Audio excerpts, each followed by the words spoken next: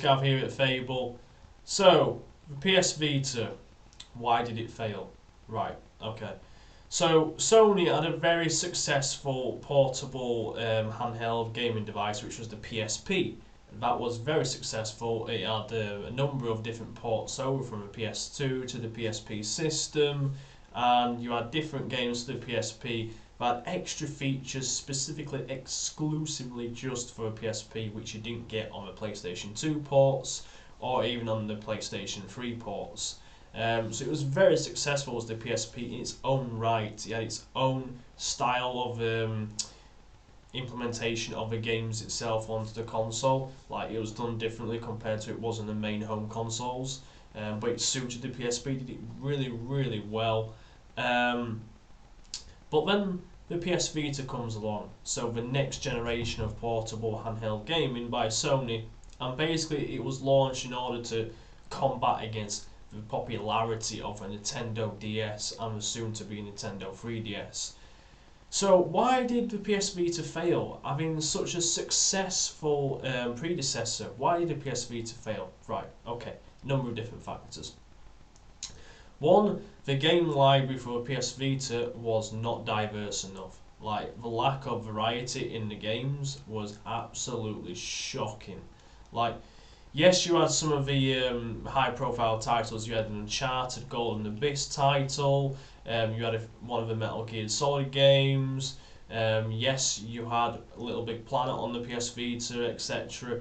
And you had maybe like another 4 or 5 other major profile games, but that was about it. Rest of the games were like your mediocre average games, but the library did not expand. It was a very limited pool of games that you could select and play on the PS Vita, which is a shame. Now, what's the reason for that? So, one of the main reasons is that the PS Vita came out in early 2012. Most of the high-profile games came out during the summer of 2012. So most people are getting it in the summer of 2012 and playing the games through 2012 and 2013. Sony was always up against Nintendo. Nintendo have been dominating the handheld gaming console for best part of 2 decades, really. So Sony was always up against it.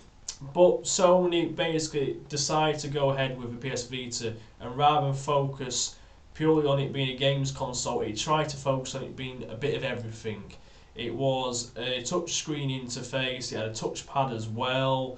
Yes, you had all the usual analog stick controls and the usual PlayStation buttons, etc.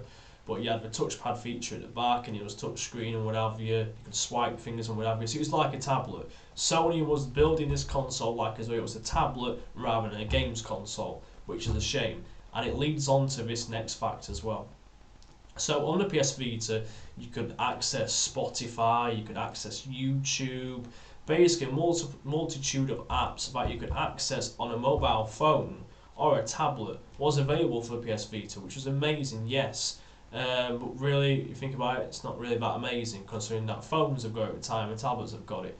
But Sony focused so much on the PS Vita trying to be a bit of everything, more of an all-in-one computer entertainment system rather than actual gaming system, and you can see why it failed. So at the time you had mobile phones, the smartphone interface was growing and evolving through the early 2010s up to the mid 2010s period, and that's where it just shot up in terms of people being used to using smartphones and all the different apps through the Google Play Store or through the Apple Store, etc. However you want to look at it. Whereas Sony, the only store they had was the store for the games and what have you, but the library of games weren't that good. And as it went on, you could just see that PS Vita, the purpose of the PS Vita was a bit muggy, to be honest. You couldn't really see what the clarity was in terms of what Sony were trying to do. And basically what happened is the sales went down, and the sales for big games went down, so therefore the budget wasn't there anymore in order for the developers to actually go ahead and create PS Vita titles. So as the years went on through the mid 2010s, the lack of support and development to strong titles to the PS Vita declined. And basically this just sums up as the Nintendo 3DS was going from strength to strength.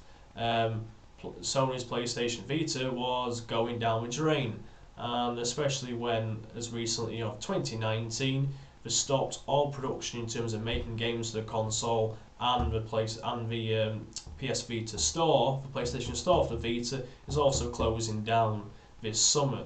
I mean, yes, you can say, well, look, it's what, like only 1 year away from being a decade sort of thing.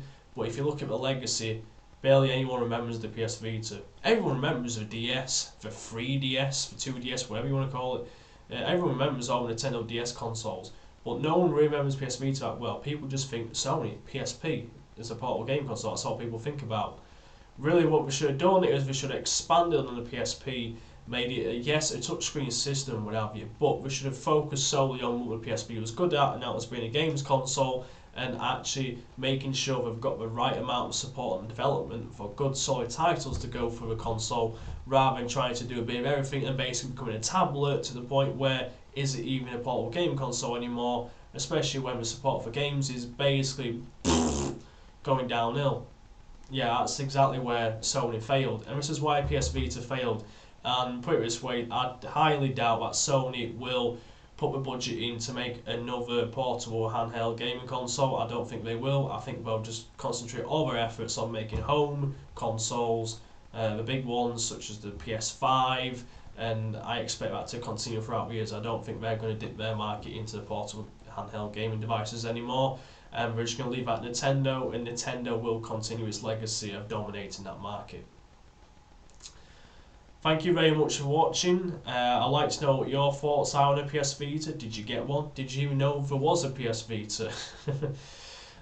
So subscribe to the Fable YouTube channel for more gaming content and content of films and TV, etc. And I'll see you next time. Goodbye.